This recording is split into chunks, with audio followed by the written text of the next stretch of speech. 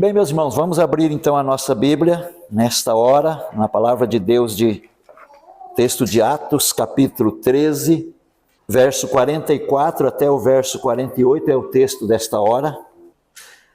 O texto diz assim, Atos 13, 44. No sábado seguinte, afluiu quase toda a cidade para ouvir a palavra de Deus.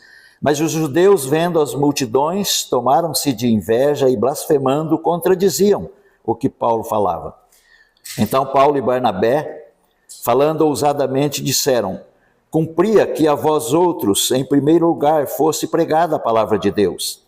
Mas posto que a rejeitais e a vós mesmos os julgais indignos da vida eterna, eis aí que nos volvemos para os gentios. Porque o Senhor assim nos determinou: eu te constituí para a luz dos gentios, a fim de que sejas para a salvação até os confins da terra. Os gentios, ouvindo isto, regozijavam-se e glorificavam a palavra do Senhor, e creram todos os que haviam sido destinados para a vida eterna. Amém. Até aí. Glória a Deus. Irmãos, no mês passado vocês ouviram aqui o irmão Júnior falando sobre a depravação total.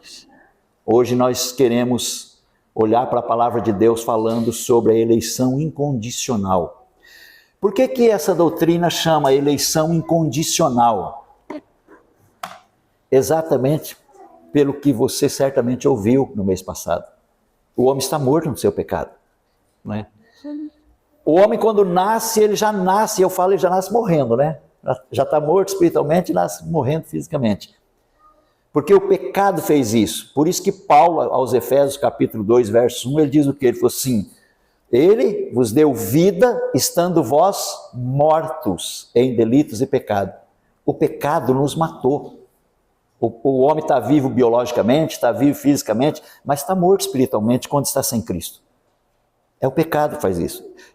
É por isso que quando Deus falou com Adão, ele disse, nós lemos aqui já hoje, né? Você não come. Se você comer, vai morrer. Morreu. Aí alguém pode dizer, não, pastor, Adão não morreu. Eu achei um texto que ele viveu 930 anos. Ele viveu. Não está nada errado.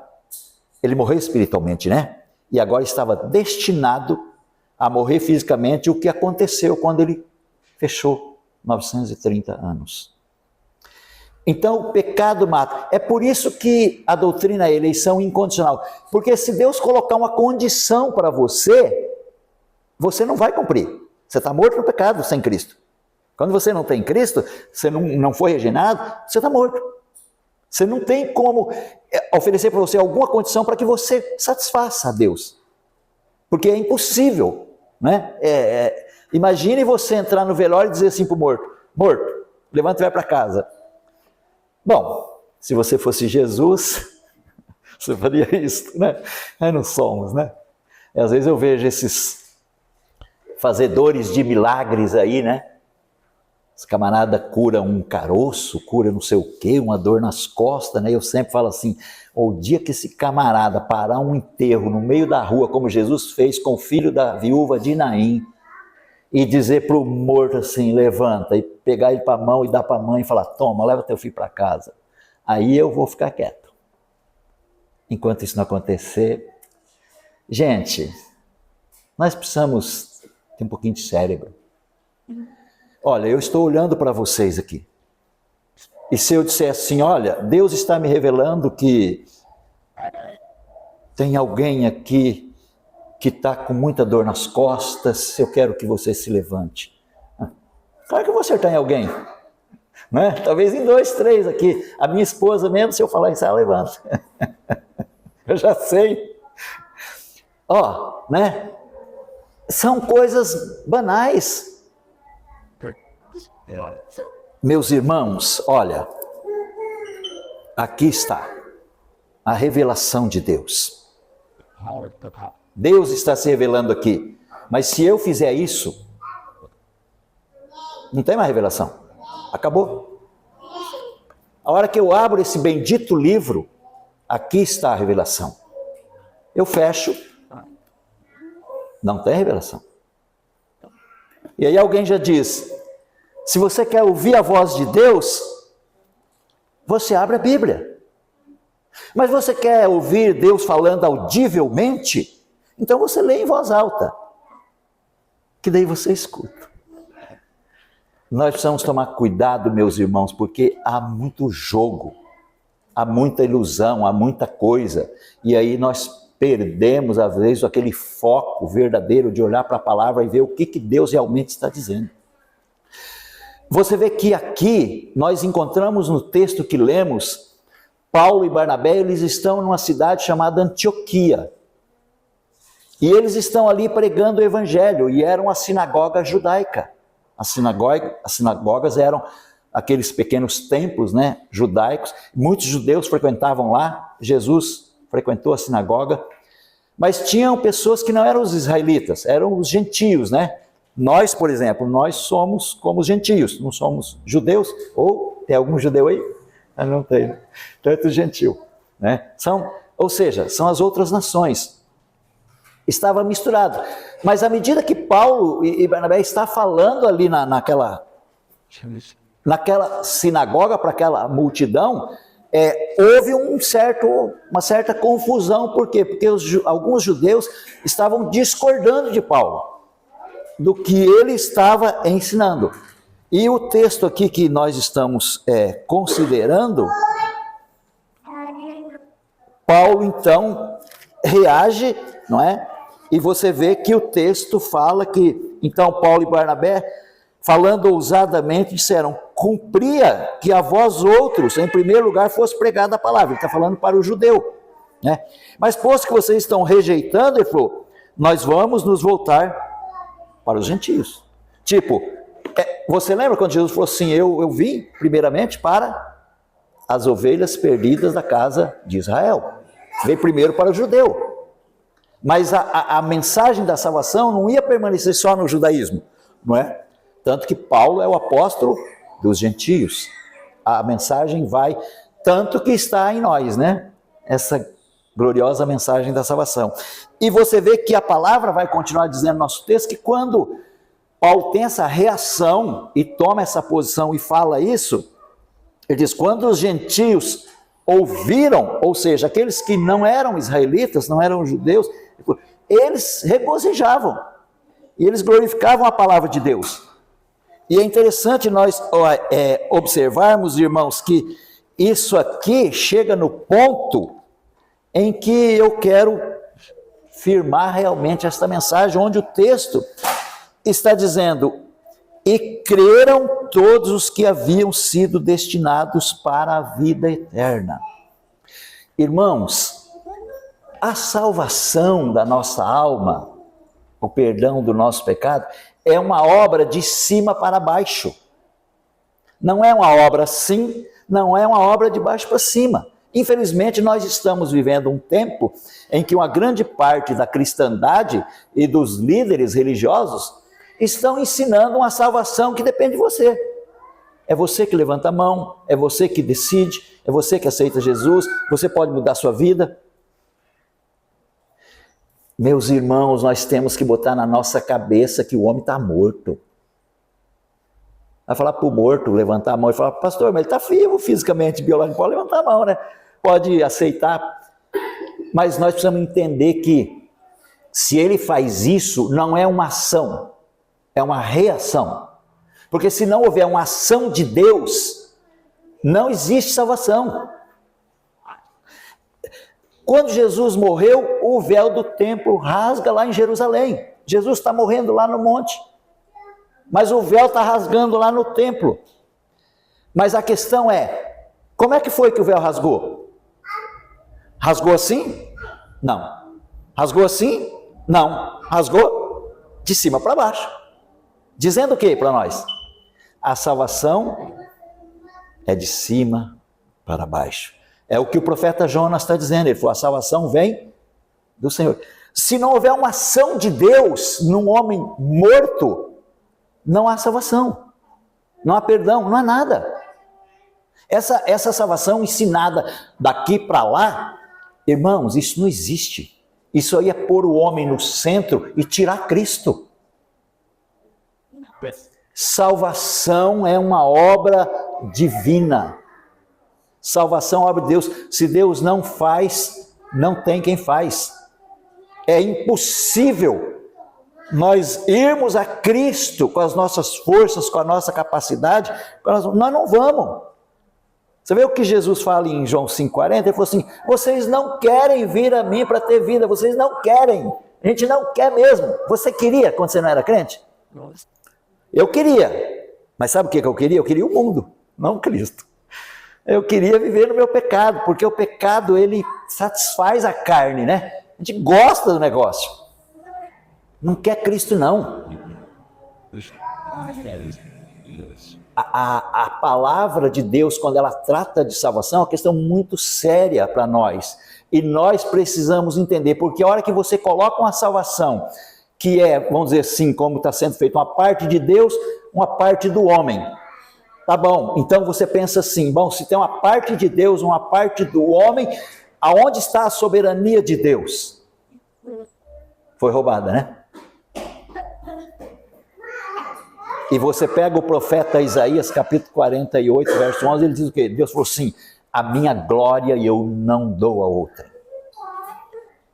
Acabou, ela é minha. Por que Deus requer para si toda a glória? Não dá a impressão assim que Deus é meio egoísta, não? Você pensa assim, poxa, ele podia dar um pouquinho para nós, né? Mas ele só quer para ele. Por que Deus quer toda a glória para ele, não pode dar nada para ninguém? Não cheira egoísmo, não? É o que Jesus falou em Mateus 20,15.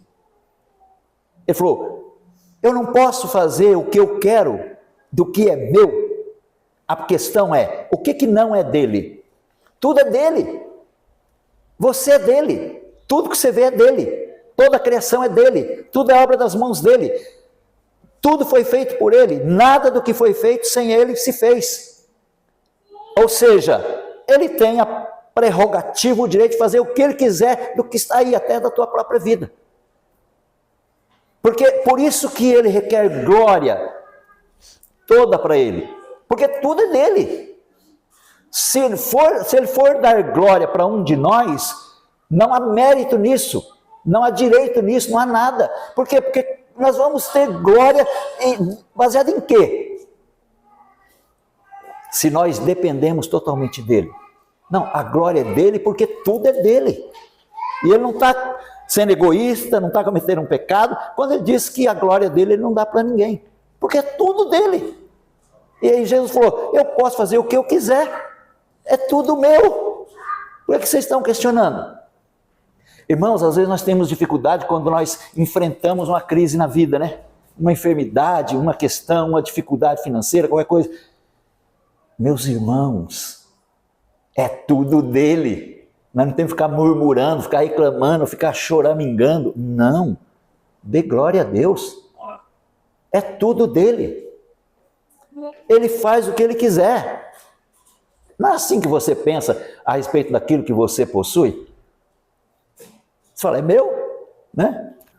Você vai lá, quer pegar o seu carro que está ali na rua, se quiser pegar e jogar lá no lixo, né? Você não vai fazer isso, né? Mas, assim, mas o cara jogou o carro no lixo? É dele. Mas é tudo de Deus. Por isso que a glória tem que ser também toda dele. É tudo dele. Mas o que se ensina é uma salvação em que é uma parte de Deus, uma parte do homem. Isso não existe na Bíblia, meus irmãos. Isso é um absurdo, porque você está roubando a glória de Deus, a soberania de Deus, e dando uma parte para o homem, quando ele não merece nada, ele não tem direito de nada. Quando nós olhamos o nosso texto, nós vemos essa eleição soberana. A graça de Deus, a eleição incondicional de Deus fazendo toda uma obra sozinho. É o Deus que escolhe, é Jesus Cristo que morre pelos seus escolhidos, é o Espírito Santo que aplica essa verdade ao coração dos escolhidos e fecha o cerco. É assim que funciona na Bíblia. Deus escolhendo lá antes da fundação do mundo. dando esses homens ao Filho, e o Filho vai lá e morre por eles. E então agora o ministério do Espírito, ele está aplicando essa verdade ao coração desse povo. Lemos aqui Mateus 1:21, né? Onde ele diz assim que isso foi feito para quem? Para o seu povo, para o povo dele. Essa é a salvação, a eleição incondicional. Deus fazendo uma obra completa. Você percebe que é uma salvação, irmãos, totalmente destituída de obras. Amém. É muito sério isso. Nós não fizemos nada. Eu pergunto para você assim, está aqui o irmão João, fala assim, irmão João, quando você se converteu, o que foi na verdade que você fez? Não sabe nem falar esse cara. Não, gente, nós podemos contar uma história, não é verdade? Eu posso contar a minha história para você quando eu me converti. Fala assim, olha, eu estava em Curitiba e eu não estava fazendo nada, eu estava lá no hotel, daí eu resolvi, falei, vou lá naquela igreja. Tipo assim, não estou fazendo nada mesmo, né? Vou lá. E aí? Cheguei lá e estou ouvindo aquele pastor pregando. É isso que eu preciso. O que eu fiz? Eu fui lá e falei, Deus, muda minha vida. Estou aqui.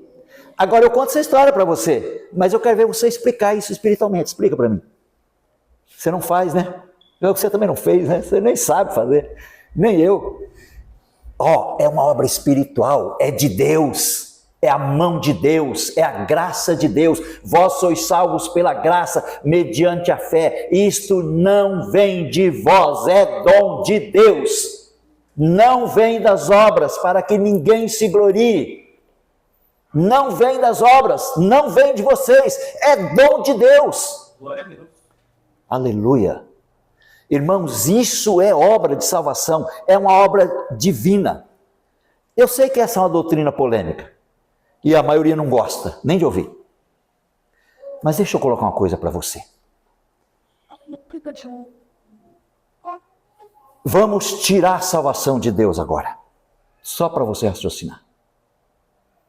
E vamos colocar na tua mão.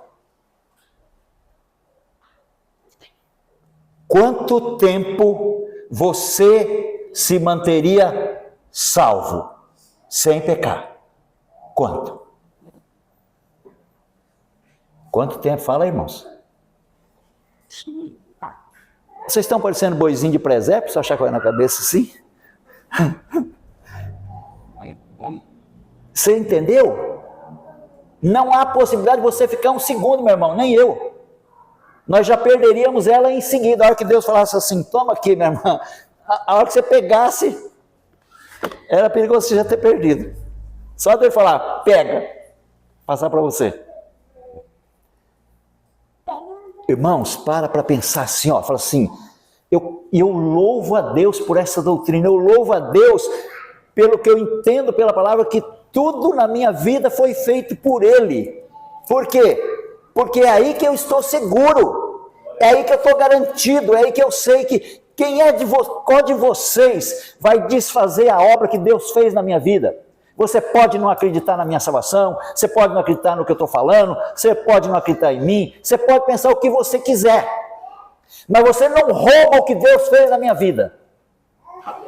Você não tira, ninguém tira, nem o diabo. Isso que é salvação. Glória a Deus. Os arminianos, bom, vocês sabem distinguir aqui, né? Arminiano e calvinista, né? O arminiano diz que a salvação é assim, O homem cai no lago, então ele está se afogando. E ele pede socorro. E Deus então lança uma corda. E ele pega na corda. E aí Deus puxa ele para fora. E ele se salva.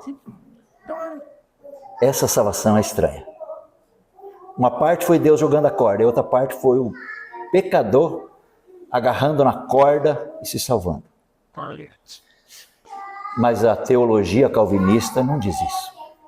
Ela diz assim, é um homem que caiu no lago, morreu, foi para o fundo do lago, E Deus foi lá, tomou aquele morto, trouxe para fora e o ressuscitou.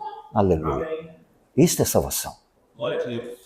Irmãos, você está morto. Quando Deus salvou você, o que Ele fez foi te ressuscitar. Amém.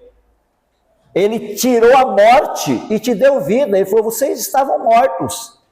Ele que deu vida para você. Você só teve vida quando você creu. É uma coisa assim, é muito mais saudável, é muito mais bíblico, é muito mais garantido, é muito mais seguro, e eu entender que Deus me salvou, que Deus fez uma obra e agora eu estou seguro, porque é vida eterna. Jesus falou, eu te dou vida eterna, não tem como voltar atrás.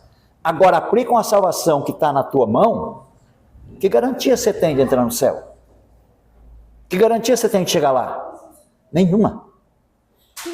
Nenhuma. Não, essa salvação eu não quero para mim. Eu quero essa que Deus fez. E creram todos os que foram destinados para a vida eterna. Olha aí para você ver João, o Evangelho de João, capítulo 15, nós vamos ver alguns versos.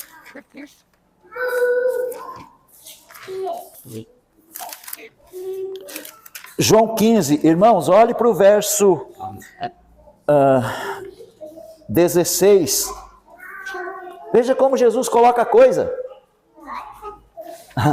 Você vê Jesus aqui, João 15, 16, ele está dizendo assim, não fostes vós que me escolhestes a mim, pelo contrário, eu vos escolhi a vós outros, e vos designei para que vades e deis fruto, e o vosso fruto permaneça, a fim de que tudo que pedirdes ao Pai em meu nome, Ele vos conceda. Aleluia.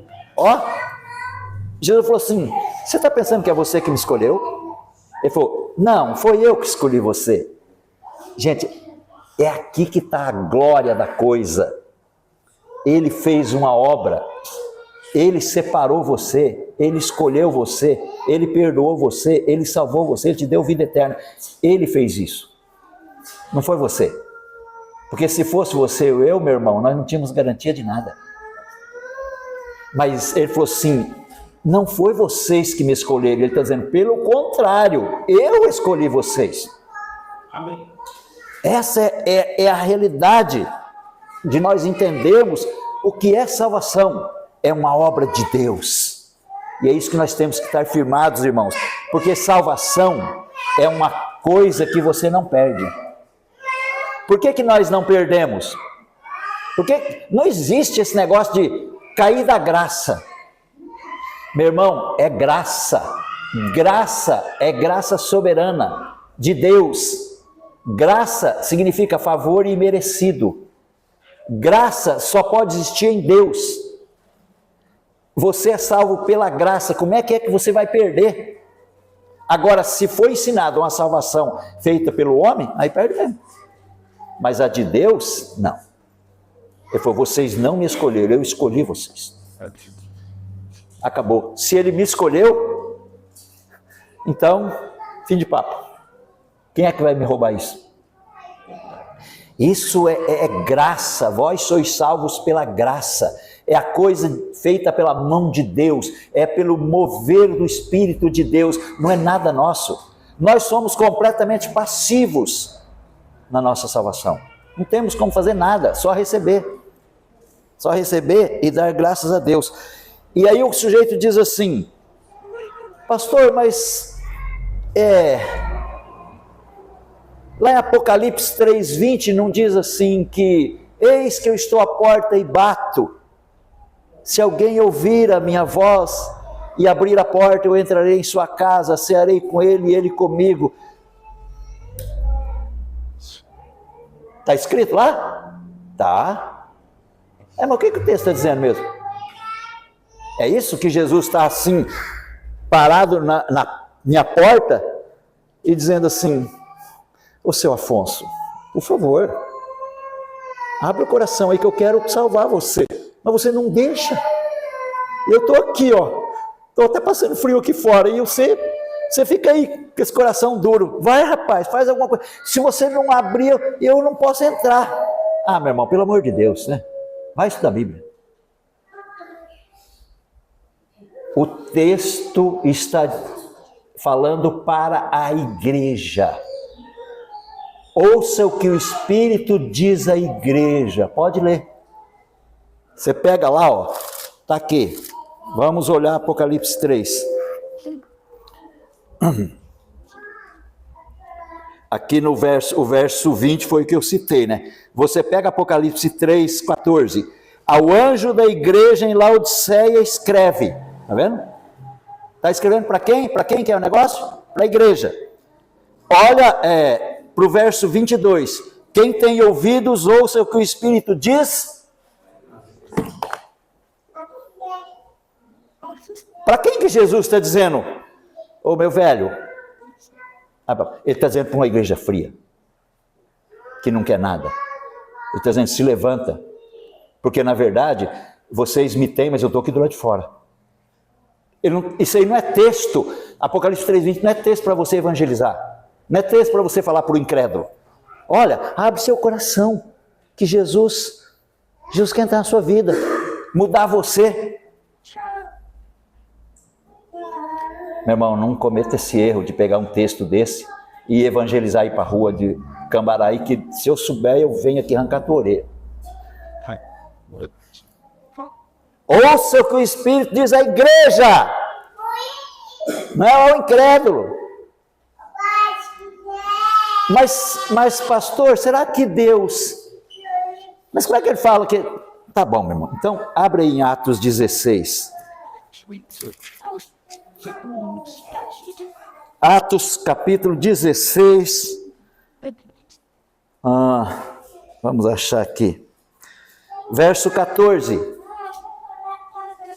Certa mulher chamada Lídia, da cidade de Tiatira, vendedora de púrpura, temente a Deus, nos escutava.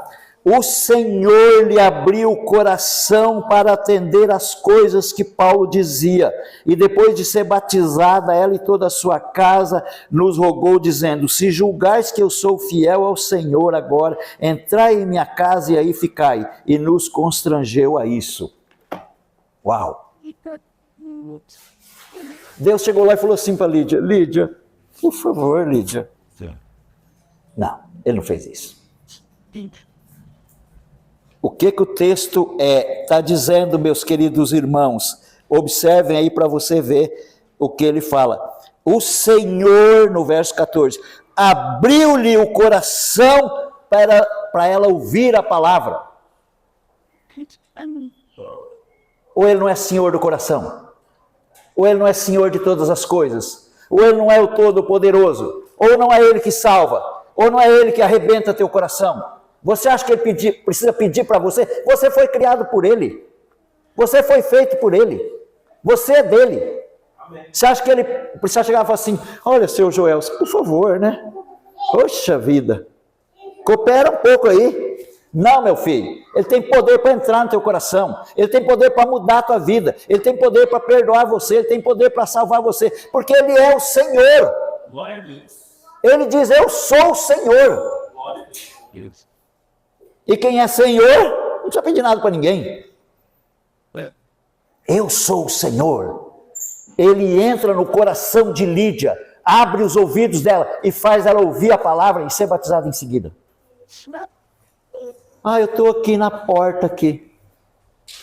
E o cara ainda termina dizendo assim: olha, se você não abrir, Jesus não é igual um ladrão que vai arrombar a porta do teu coração. Para com isso, rapaz. Você vai contar isso para o cachorro aí da rua?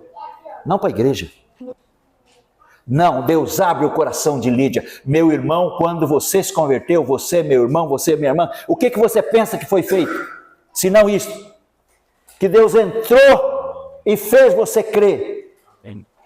E a mim também. Porque se ele não faz, meu irmão, nós não ia querer não. Não ia querer não. A gente gosta do pecado. É uma obra divina, eu louvo a Deus por isso. Porque eu descanso nisso, eu me regozijo nisso. E eu estou firmado, seguro, porque eu olho e falo, se Deus fez, eu sei o que eu era. Você não sabe o que você era, velho? Esse João aqui, bom, eu não sei, isso deve ter sido uma pinta também, né? Sei lá. Bom, eu vou falar de mim, né? Gente, eu era aquele sujeito assim, ó, isso aí é um caso perdido. Pode largar para lá que não tem mais conserto.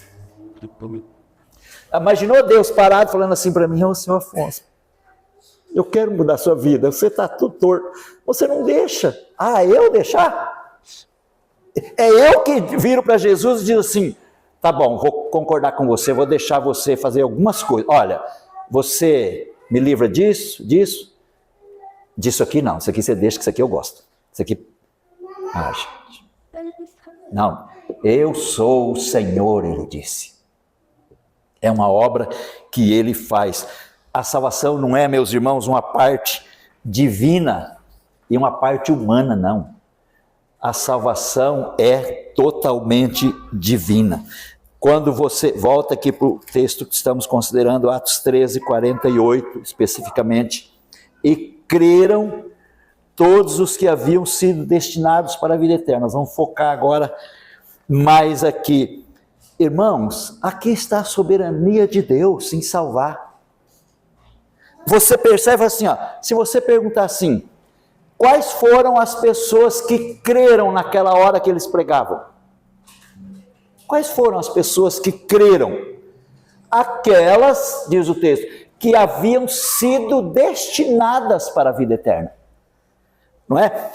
Aquelas pessoas haviam sido destinadas para a vida eterna, não foram elas que escolheram, não foram elas que destinaram a si próprias para a vida eterna. Uma vez que elas estavam destinadas para a vida eterna, foi aí que elas creram. Quem foi que creu? Aquelas que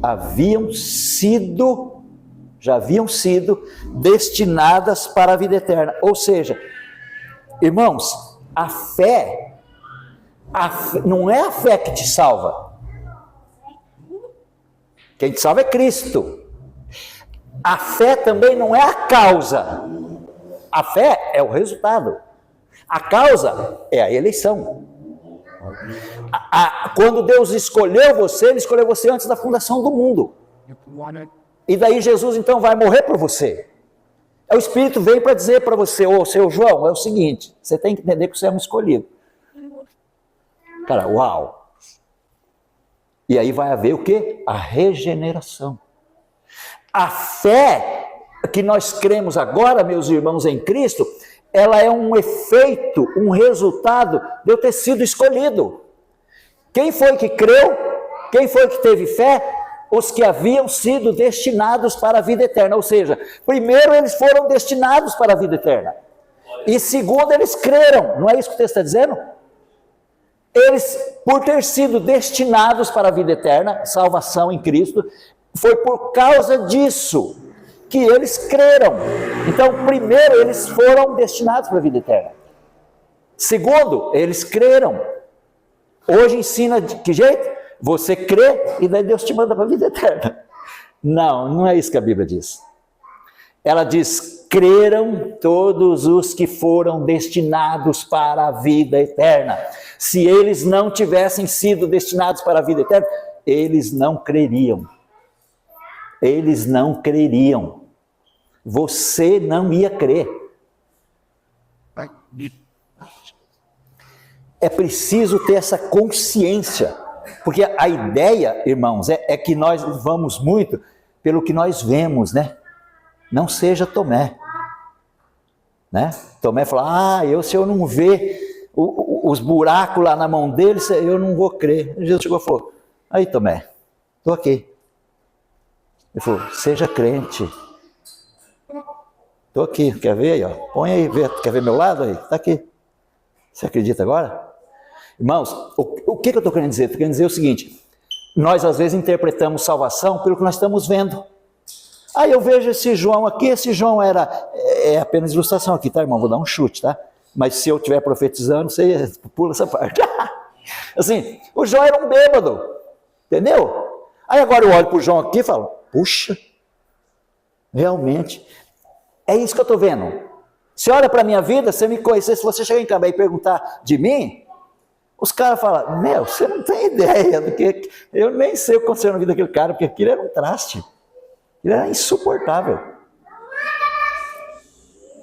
Aí quando nós vemos a mudança, né, nós vemos a diferença, nós vemos a pessoa na igreja, nós vemos a pessoa servindo a Deus, a pessoa abandonando o pecado, a pessoa... Então, as coisas que nós vemos, a sensação que nós temos é aquela sensação de que é a pessoa que está fazendo isso. Porque é o que nós estamos vendo. Mas você está vendo aí dentro? Você está vendo aqui dentro? Glória a Deus. Essa é a questão. É espiritual. Aqui dentro é que é o segredo. O que Deus fez aqui, ó. O que Paulo diz aos Efésios? Ele não diz assim que Deus ilumina a nossa mente para a verdade? É nessa hora que você... Opa, não é para lá, é para cá. Mas nós não vemos isso. Não temos como entender isso. É de Deus. Agora, a gente vê daí a pessoa... Eu fui o cara assim, larguei o boteco para ir para a igreja. Você está vendo isso, né? Caramba, o cara só frequentava boteco para agora. O cara está com a Bíblia aí, com essa rapadura, né? Ó. Rapaz, a mulher tinha que buscar o cara 2 horas da manhã no boteco, aí o cara agora está com esse tijolo embaixo do braço. Mudou mesmo, né? O cara mudou completamente. Ele? Eu? Mas é o que vemos, né? E nós precisamos tomar cuidado com isso, para a gente não ir pelo que nós estamos vendo. Porque a questão, meus irmãos, de fé, a questão espiritual é de fé. O justo vive pela fé. Martinho Lutero era um homem que já estudava teologia e ensinava teologia na faculdade. E ele estava lá lutando para ser salvo. Até o dia que ele olha para Romanos 1,16 e diz, o justo vive pela fé. Ele, uau! É isso, eu estou vivendo pelas obras. O cara se lacerava, achando que ia encontrar a salvação. Até o dia que ele olhou e falou, o justo vive pela fé. É isso. Deu o que deu no grande Lutero. Quer dizer, mas eu não vejo isso. Os meus olhos veem você largando um pecado e indo para a igreja, né? E pegando uma Bíblia e servindo a Deus e falando das coisas de Deus e tentando viver a maneira de Deus. Mas nós precisamos entender assim que salvação não está exatamente nessas coisas. Isso aí é o fruto do arrependimento. Aparecem os frutos. Por isso que Jesus falou assim, pelo fruto, você conhece a árvore. Aí nós conhecemos porque nós vemos o sujeito largando o boteco e indo para a igreja. Aí fica aquela sensação de que ele fez isso. Não, Deus fez isso, né? Deus. Eu sou o Senhor. Quer dizer, então você vê que aqui nós percebemos assim, as pessoas estão sendo salvas, as pessoas estão crendo, elas só estão crendo porque elas haviam sido destinadas para a vida eterna. Se não tivesse acontecido isso, elas não iam crer. Olha aí Atos capítulo 11, para você ver. Deixa eu achar aqui o texto. Atos capítulo 11, olhe para o verso 18. E ouvindo eles estas coisas, apaziguaram-se e glorificaram a Deus, dizendo, logo também aos gentios foi por Deus concedido o arrependimento para a vida. Aleluia. Amém. Vê? Ó, tá vendo? Quer dizer, como é que acontece o arrependimento? Como é que acontece a fé? É um dom de Deus. Gente, arrependimento e fé, ainda que é o nosso dever nos arrepender, porque a palavra diz, arrependei-vos e crede no Evangelho, arrependei-vos e crede no Evangelho, mas isso não quer dizer que nós temos a capacidade para fazer essas coisas. O que Deus diz quando Ele diz para você, arrependa e creia no Evangelho, Ele está exatamente, não é dizendo que você tem essa capacidade, Ele está fazendo você entender que você não tem. E daí você vai ter que depender dele. E você vai ter que implorar misericórdia para ele. O que Deus está dizendo quando Ele chama e fala arrependei-vos e crede, Ele não está dizendo que você tem esse poder, tem essa capacidade. Onde está isso na Bíblia? Em lugar nenhum. Não. Ele está tentando fazer eu entender assim, Senhor, como é que eu vou fazer isso? Eu não sei fazer, eu não tenho como. Então eu vou entender que eu dependo de Deus para implorar, Senhor, me perdoa. Senhor, me conceda essa graça do arrependimento e da fé. Porque você só vai crer se você tiver sido destinado para a vida eterna. Você vê que o texto que estamos considerando, ele não trata do assunto do homem, de falar que ele fez alguma coisa. Ele diz que ele creu porque ele foi destinado. E mesmo crer, e mesmo o arrependimento é um dom de Deus. Vós sois salvos pela graça, já falei isso, mediante a fé, isto não vem de vós. É Efésios 2:8. Não vem de vós. A fé e o arrependimento são graças, são dons de Deus. Eu fico maravilhado com Deus porque o mesmo Deus que diz para mim que eu tenho que me arrepender, o mesmo Deus que diz para mim que eu tenho que crer, Ele mesmo vem e fala, toma, é teu. Ele mesmo que fala, você tem que se arrepender, rapaz, mas você não consegue. Você tem que crer, mas eu sei que você não é capaz de fazer isso. Mas Ele mesmo vem e diz, toma meu filho, aqui, só você exercitar. Eu estou te dando o dom do arrependimento e da fé. Aleluia. Irmão, se Ele não faz isso, sabe quando vocês seriam crentes? Nunca. Nunca, jamais. Spurgeon diz assim, nós nascemos indo para o inferno. Todos nós. Aí no meio da estrada, passa o caminhão da graça e pega você. Se ele não te pegar, você vai chegar no inferno. É bem isso. Graça. A palavra irmãos, para mim a palavra graça na Bíblia, eu só vejo uma palavra maior do que graça, é Deus. Jesus Cristo. Depois graça. Meus irmãos, se não fosse a graça, não seríamos crentes. Não teríamos nada. Por isso que o texto está dizendo assim, elas foram destinadas, Deus as destinou para a vida eterna. E foi por causa disso que elas creram. Né? Elas não fizeram nada. Deus fez isso. Olha aí para Atos, volta aí no capítulo 2 de Atos, para você ver alguma coisa interessante nesse sentido. Eu vou ligar esse texto aqui no que nós estamos considerando. Atos capítulo 2, olhe para o verso 37. Atos 2, 37, ele diz assim: ouvindo eles estas coisas, compungiram-se-lhes o coração e perguntaram a Pedro, Pedro está pregando, né? E aos demais irmãos, que faremos, irmãos? Respondeu-lhes Pedro, arrependei-vos e cada um de vós seja batizado em nome de Jesus Cristo para a remissão dos vossos pecados e recebereis o dom do Espírito Santo. Pois para vós outros é a promessa, para vossos filhos e para todos os que ainda estão longe, isto é, para quantos o Senhor nosso Deus chamar. Vê? Pedro está dizendo assim, vocês têm que se arrepender, vocês têm que crer e ser batizado. Ele dizia, essa promessa é para vocês e para os vossos filhos. Ele diz, mas é para aqueles que Deus chamar. Uau! É para os que Deus chamar. Gente, você percebe assim, a obra de Deus? Se Deus não chama, mas Pedro está dizendo, arrependam. É como se ele estivesse dizendo assim, está na mão de vocês. Mas ele está falando para morto. Ele sabe disso. Eles não vão fazer nada.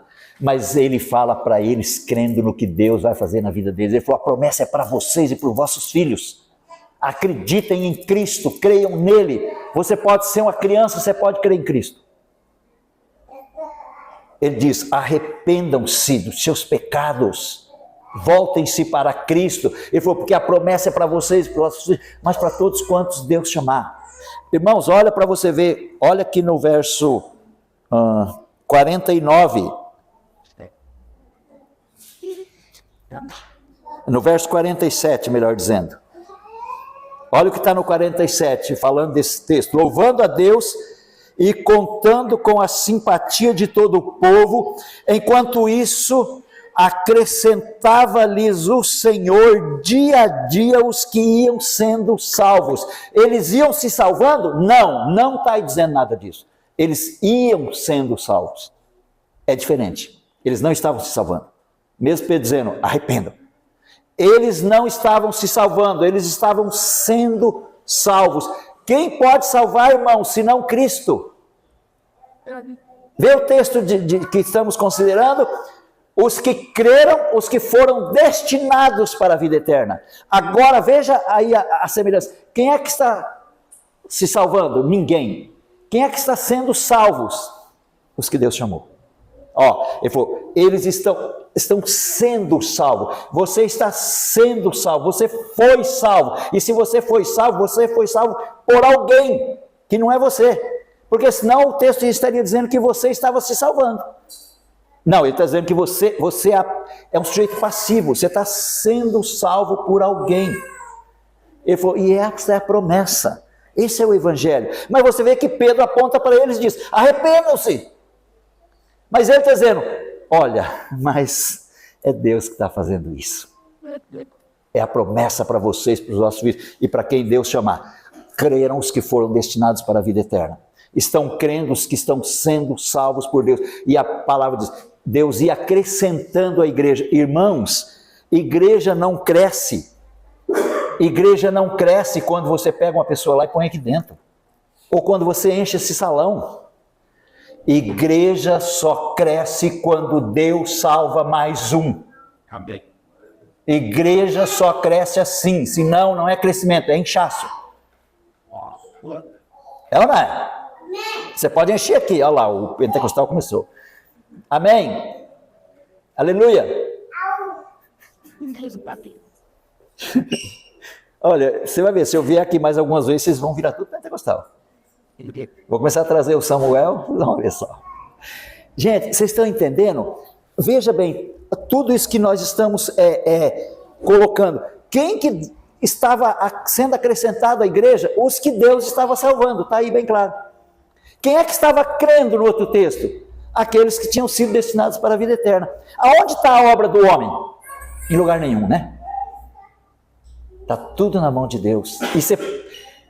Pastor, isso aí é o texto que o senhor está expondo. Então, meu irmão, abra sua Bíblia, pega o que você quiser e traz aqui. Qualquer um que você quiser, qualquer texto, traz aqui. Vamos ver. Eu desafio você. E fico aqui. Traz o texto que você quiser.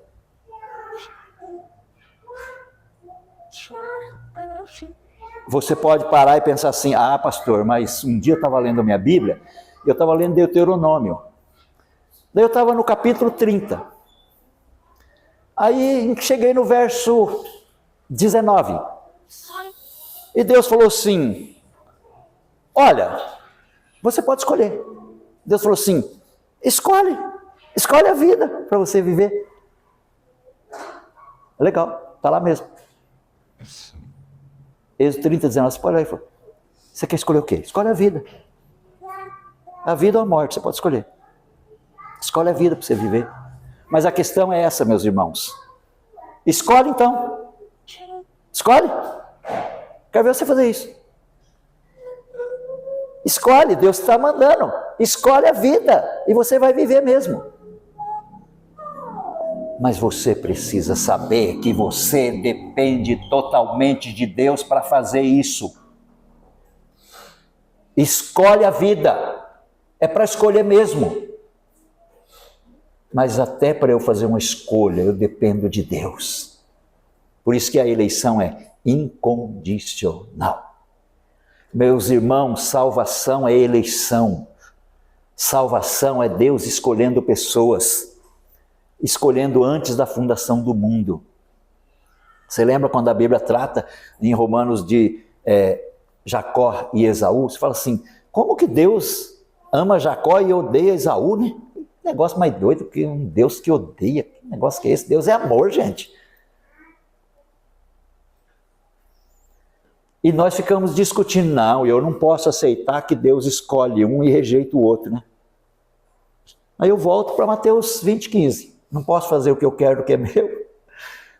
Meus irmãos, é graça. É graça. Agradeça a Deus por você ser um eleito. Agradeça a Deus por Deus salvar você. Agradeça a Deus pelo que Deus fez na tua vida e está fazendo. E Jesus falou assim, aquele que vem a mim de maneira nenhuma o lançarei fora e eu lhes dou vida eterna. Nunca vão perecer e eu os ressuscitarei no último dia. Aleluia. É obra divina, e aí que está a nossa alegria, a nossa segurança de saber que foi uma obra que Deus fez na minha vida e está feita e acabou. Por que você acha que quando Jesus termina, está no sacrifício da cruz, ele diz, está consumado? Ué, se está consumado, eu preciso fazer mais alguma coisa? Está consumado, meu irmão, está acabado, está feito. Ele fez uma vez por todas, fez perfeitamente, e nem o diabo vai desfazer. Está feito. Alguém esses dias chegou em mim e falou, pastor, e se tiver um índio lá no meio da mata amazônica, que nunca ouviu o evangelho, mas é um escolhido de Deus? E daí? Nunca ninguém vai pregar para ele, vai morrer lá. E aí? Eu falei assim, você acha que Deus não é poderoso para levar a salvação para ele? Você acha que Deus ia escolher esse índio e deixar ele perecer? Não, meu irmão. O escolhido de Deus, ele pode estar lá na caverna de Adulão, onde Davi ficou. Pode estar onde ele estiver, velho. Pode estar lá naqueles buracos que o Saddam Hussein fez. Pode ter certeza que a salvação vai chegar lá, de um jeito ou de outro. Porque ele vai crer de uma forma ou de outra. Porque se ele foi destinado para a vida eterna, ele vai crer de uma forma ou de outra. Seja ouvindo a palavra, seja alguém pregando para ele, seja chegando, alguma coisa vai acontecer. Porque Deus não mente. É uma salvação de uma eleição de Deus. Você precisa entender isso, que você foi salvo porque Deus escolheu você. Gente, isso é uma alegria. Olha para você. Para você falar, quem eu sou? Eu sou uma porcaria. Eu sou um verme. Eu sou um lixo. O profeta Isaías diz que a nossa justiça é um trapo de imundícia, né? Você já olhou o original do hebraico para saber o que é trapo de imundícia? Quer que eu falo? Pode falar, João? Pode. Gente, quando a Bíblia fala que a nossa justiça é um trapo, o trapo de imundícia que o profeta está falando no original é panos de menstruação. Essa é a nossa justiça. E a gente acha que faz alguma coisa. Panos de menstruação.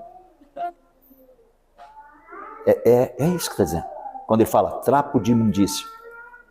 Trapo, você já sabe o que é. E quando fala em imundícia, todo respeito às mulheres, panos de menstruação. Essa é a nossa justiça. E a gente ainda fala que está fazendo alguma coisa, né? Não, eu me converti. Você se converteu? Ou você foi convertido? Muda tudo, né? Eu me converti ou eu fui convertido? Eu fui. Creram os que foram destinados, eles já tinham sido destinados. Por isso que eles creram. Gente, é muito sério essas questões e você precisa, eu recomendo a vocês, meus irmãos, a se debruçarem nas Escrituras e buscar essas verdades. Isso é fundamental para a nossa vida. Porque, inclusive, para você viver melhor, para você ter uma vida mais segura, mais saudável na sua fé em Cristo, quando você entende que foi Deus que fez uma obra na tua vida e não foi você. Para que nós queremos arrogar algum título, algum direito, alguma coisa para nós do que não temos? Eu prefiro pegar tudo assim, ó, e falar para Cristo, ó, tá tudo aí na tua mão. Não vai nada comigo. Por quê? Porque se ele deixar uma página dessa comigo, eu perco. A minha alegria é saber assim, ele fez isso na minha vida. Hoje, meus irmãos, se eu estou aqui, eu tenho a convicção do que Deus fez na minha vida. Eu era o cara do boteco, eu era o cara da bagunça, eu era o cara do roubo, eu era o cara, você não tem ideia. O que foi que eu fiz? O cara um dia chegou em mim e falou assim, mas como é que o senhor parou do boteco assim? Eu falei, eu não parei. Não. Mas o senhor não é crente? O senhor continua no boteco até hoje? Não, eu nunca parei. Não? Os caras assim, tipo, mas como é que ele é crente? É o crente no boteco. Eu falei, não, meu irmão, foi Cristo que me parou. Eu pensei que o senhor estava lá. Não foi eu que parei, foi Cristo que me parou. Porque se ele não para, eu estaria lá ou não sei aonde. Todos nós somos assim, meus irmãos, por isso que é eleição de Deus, graça de Deus, misericórdia de Deus. Aí o sujeito lê dizendo assim, as misericórdias de Deus não têm fim, mas a ira de Deus dura só um momento. Aí você fala, puxa vida, que bom, que a misericórdia dura para sempre, mas a ira é só um momento, né? Diz o texto sagrado. E quanto você pensa que destruiria a ira de Deus no momento? Você já parou para pensar? Você acha quanto de tempo Deus precisa ficar irado para acabar com tudo? Quanto tempo? Quantos minutos você acha que precisa? Quantos segundos? A gente fala assim, ainda bem que a ira de Deus é só um momento, eu li aqui na Bíblia. Meu irmão, você acha que precisa de algum momento para Deus acabar com tudo? Você vai fazer assim, Jesus chegava a curar assim, Dele está lá e fala assim, vai, a filha está curada. Aí o cara chega lá e fala assim, olha, viu, quando que ela foi curada? O empregado falou assim, foi tal hora. Caramba, foi a hora que ele falou lá. Ele nem ia lá. Diz assim, esse é Deus. Aleluia. Gente, obra de Deus. Eu fico extasiado de ver o que Deus fez na minha vida, fez na vida da minha família. E eu falo assim, o que eu fiz? Não, meu irmão, eu fiquei anos e anos falando assim, eu não vou mais no boteco, eu não vou roubar mais, eu não vou fazer mais isso, eu vou cuidar da minha família. Mentira. Só que na minha cabeça, eu ia fazer aquilo mesmo. Só que eu não sabia que eu não ia conseguir, né? Eu só achava que eu ia fazer. Mas não entendia que eu não ia conseguir fazer aquilo nunca. E eu ficava falando que eu ia fazer, fazia 1000 promessas para minha esposa, e a minha esposa acreditava, João, ainda. Achava que era verdade. Até eu achava que era verdade. Gente, e Deus me mostrando assim, você nunca vai fazer isso, porque você não é capaz. O dia que eu falei para Deus, muda a minha vida, aí eu fico pensando em Deus olhando para mim dizendo, puxa, demorou, hein? Você enxergar que você é um inútil, né? Você nunca vai fazer o que você está prometendo. Agora você passou a bola para mim, então agora deixa comigo. Você vai ver como é que faz. É assim, No outro dia eu nunca mais pisei no boteco. Esses dias minha esposa ainda falou uns negócios para mim. Olha, fiquei bravo, hein? João, só não bati na minha esposa porque eu sou crente. Mas eu fiquei pensando igual o Pedro. Falei, mas meu facão não é, né? Só. Descendo para casa, rapaz, saindo da escola bíblica, passei num boteco lotado de gente, domingo, 11 horas da manhã. Falei, não sei o que esses homens acham no boteco. Minha esposa virou para mim e falou, o mesmo que você achava antigamente. Vontade de te dar um burro na orelha. Mas gostou. Não dá vontade, irmã? Dá um soco na orelha. O mesmo que você achava antigamente. Daí João, vou falar para você, se tivesse dado no meio da cara, não doía tanto. Ixi, fazer o quê, né? Tem que aceitar, meu velho, o chumbo. Obra de Deus, meus irmãos. Creram todos os que foram destinados para a vida eterna. Aleluia. Essa é a salvação, meus irmãos.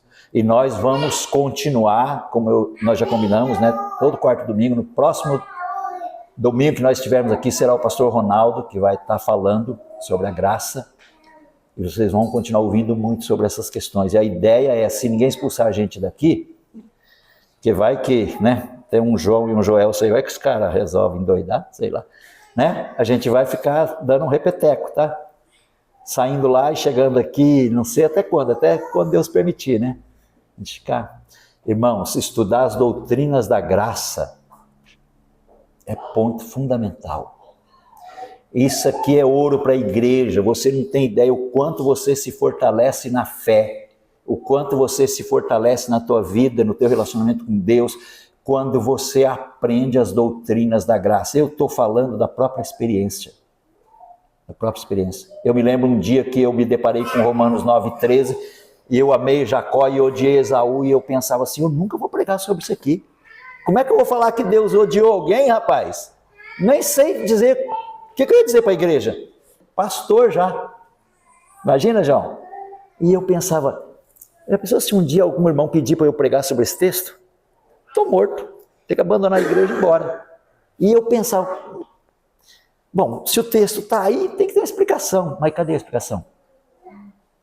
Não tinha as doutrinas da graça nesse conjunto para sistematizar a coisa e entender como é que Deus salva um pecador. Aí, meu velho, eu ficava lá patinando.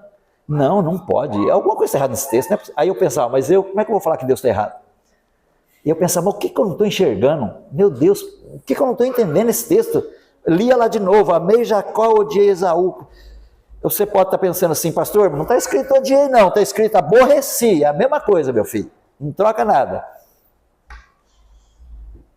Aí eu falava, não gente, como que Deus vai odiar alguém? Deus ama todos. Deus está salvando todos. E aí? Foi quando eu conheci as doutrinas da graça, meus irmãos. Foi que, agora eu entendi que tem um povo.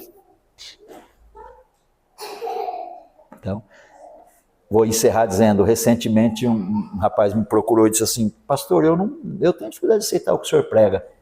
E qual é a tua dificuldade? Ele falou assim, porque Deus salva todos. Eu falei, e você lê a Bíblia? Leio. Já leu sobre Judas Iscariote? Já. Judas foi para o céu ou para o inferno? Eu acho que foi para o inferno.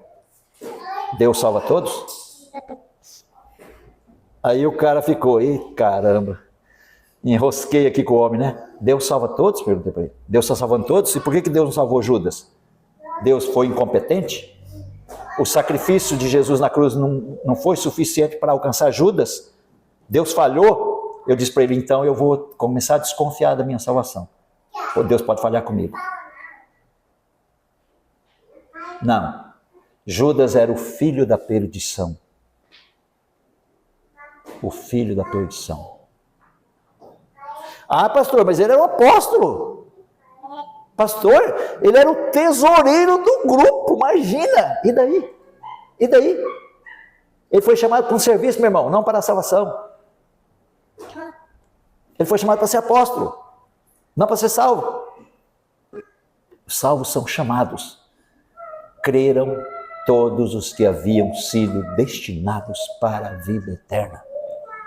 Essa é a graça de Deus. E eu quero que vocês acreditem nessas verdades. E eu espero em Deus que nós possamos voltar aqui, eu, outros irmãos de lá. E eu sei que os irmãos caminham nessa mesma direção. Eu louvo a Deus pela vida dessa igreja. Mas o que nós pudermos, irmãos, auxiliar vocês, o que nós pudermos fazer por vocês, até o ponto que nós pudermos atender vocês, viu, irmãos? Nós vamos atender. Vamos caminhar junto. Porque esse é um sistema real de ouvir aquilo que realmente é o Evangelho. Aquilo que realmente é o que Deus fez e está fazendo, não é o que o homem está fazendo. Porque a saúde de uma igreja, meus irmãos, não se mede pelo número de membros que ela tem. A saúde de uma igreja se mede pelo que está pregando aqui nesse púlpito, o Evangelho de Cristo. Essa é a saúde da igreja, porque se você não está ouvindo o Evangelho, meu irmão, a igreja não tem saúde. Pode encher o templo, pode vazar pelas janelas. Ou você pode ter quarto aqui dentro. A saúde de uma igreja se mede pelo evangelho que está sendo pregado no púlpito. Se ele não está sendo pregado, igreja não tem saúde. Pode ter 1000. Igreja, meus irmãos, pode ser 4, 5. Se estiver ouvindo o evangelho, meu irmão, é a igreja de Deus. E eu quero que vocês acreditem nessas verdades. E nós estamos aqui, irmãos, e podemos ser contestados. Vocês têm a palavra de Deus. Nós examinamos vários textos. Você pode examinar, você pode olhar, você pode refletir. Vai na sua casa, pega os textos novamente, examina, lê os contextos. A gente não lê todo o contexto aqui, é lógico, por questão de tempo. Mas você pode ler os contextos dos textos que nós citamos, pode olhar e nós vamos voltar aqui, você pode contestar a gente. Nós estamos aqui para isso. Mas veja, não, o pastor, não, olhe para o que Deus está dizendo para você, você está com a Bíblia na mão. Estude o que Deus está dizendo para você em todos os contextos desses textos que nós falamos. Isso é fundamental para a saúde da tua vida espiritual. Amém.